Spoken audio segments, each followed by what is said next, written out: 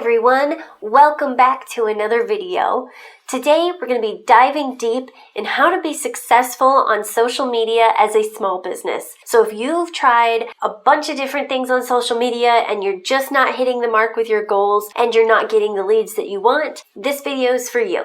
Before we get into the tips, one thing I want to mention is that social media changes all the time. What I'm telling you today is going to be pretty relevant into the future, but some of the things might be specific to what's available today. If some of these things change, I'll make sure to put some notes in the description. I'm trying to keep this video evergreen so that the techniques that I give you are timeless and things that you can continue to do and evolve and adapt with.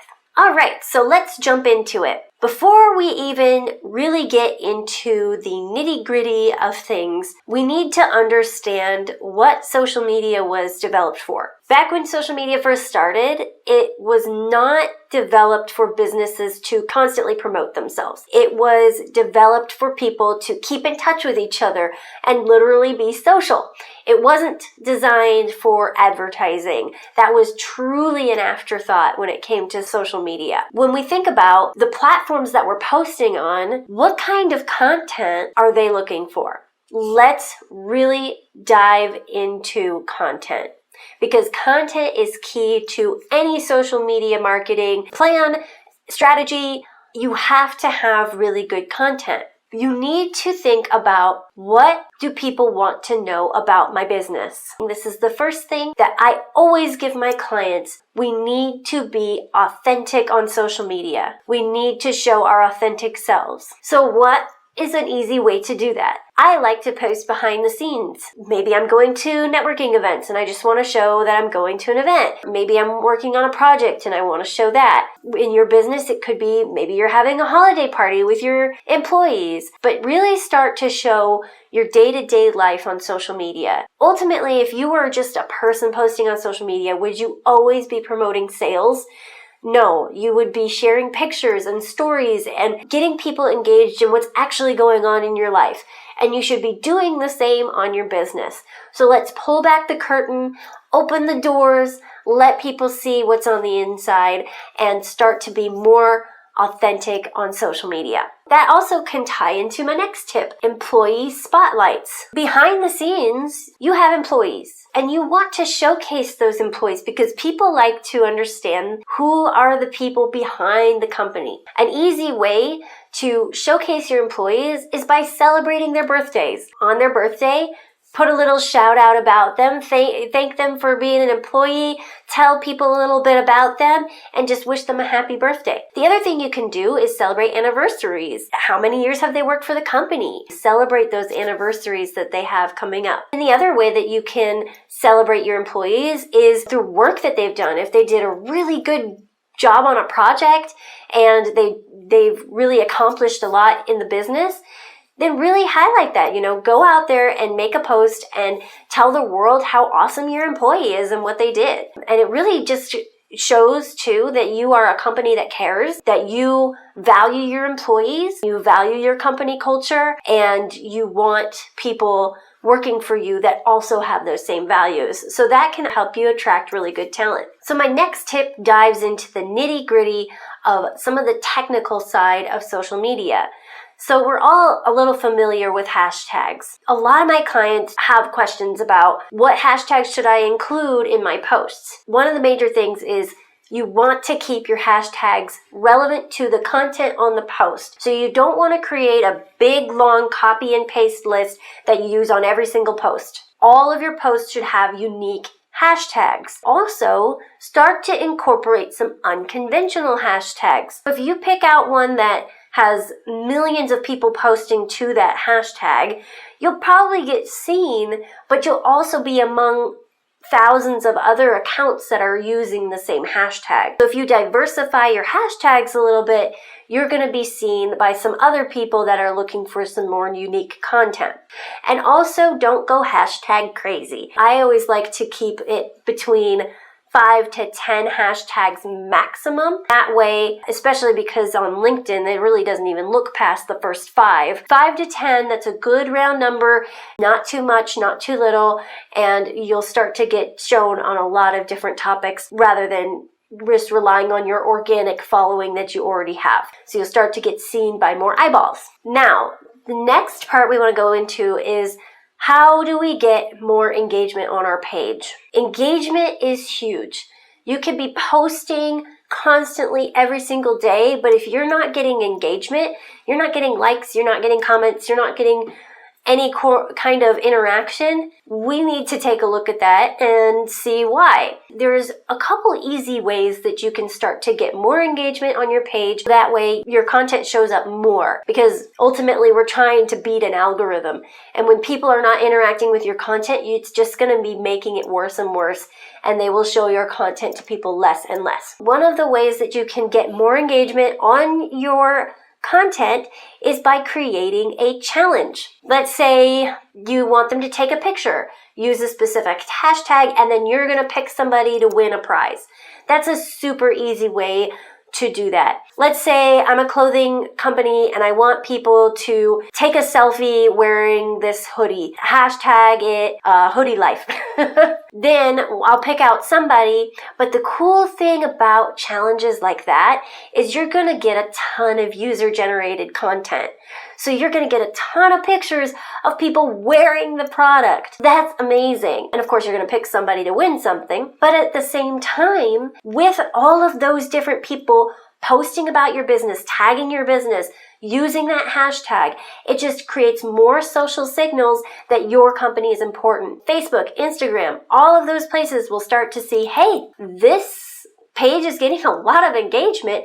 Maybe we need to show this page to some other people in the suggested posts. It all kind of ties together, and ultimately, social media is a popularity contest. Sometimes doing a challenge or giveaway can give you enough engagement to give your page a boost. The next thing we need to think about with our social media in order for it to be successful is our content. And like I said before, content is key to social media success. When we think about why would somebody even follow my page, if you're only promoting sales, if you're only posting things that are not of value to somebody, ultimately you want to bring value to the person following your page. So they're not just going to be following you for the sales. They want some value out of the page. One of the ways that you can do that is through education. Education is huge. Every single business can educate their customers. If you think in an ideal world, if my customer knew this, then they would understand me better and understand the product better.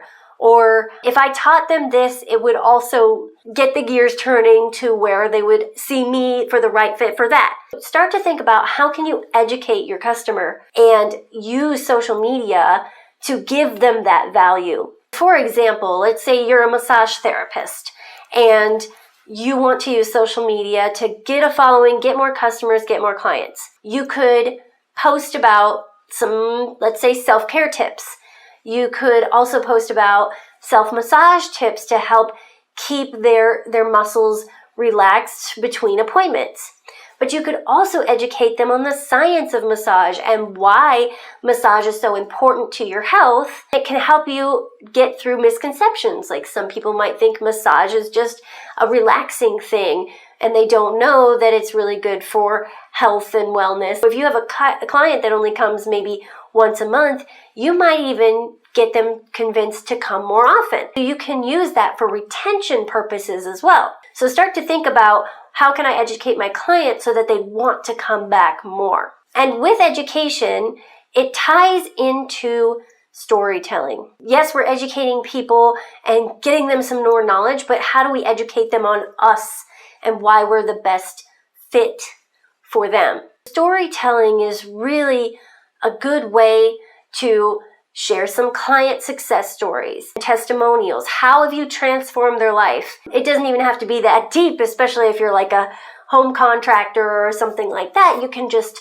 showcase your case studies. You can showcase your testimonials. You can talk about how the company has integrity and then go from there. Show those people that are following your page that you are, in fact, doing a good job for the people that you are working with. That builds that know, like, and trust factor. So another way that you can get people to start engaging more with your page is by asking them what they think. A lot of people love to give their opinion. I mean, that's just human nature. They want to give you feedback. So ask for it. Set up a poll, or even just set up a post where they can comment their thoughts. Ask them their feedback. What would you like to see on this page? Just start to get them involved, and that'll increase your engagement too, which then, of course, like we said, in turn, the algorithm rewards you. The more people engage with your page, the more the algorithm will give you a boost. So we already talked a little bit about theming and how that ties into hashtags. We can go a little deeper into theming your posts. For me, I like to use Marketing Monday a lot. It's kind of quirky, it's fun. You can pick out some that work for you, and then people start to expect certain things on certain days.